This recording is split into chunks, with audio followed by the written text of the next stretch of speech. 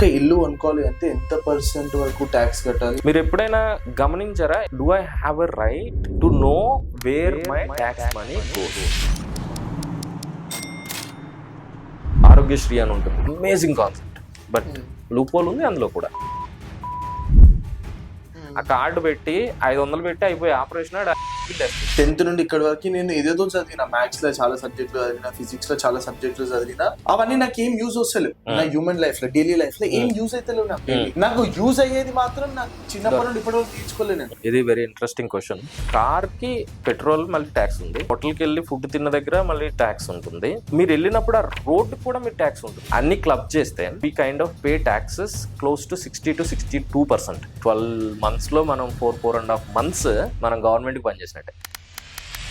ఒక ప్రాపర్టీ కొనాలి అంటేనే చాలా భయం, బికాస్ ఆఫ్ బఫర్ జోన్ అని, FTL అని, ఇట్లా చాలా ఉన్నాయి.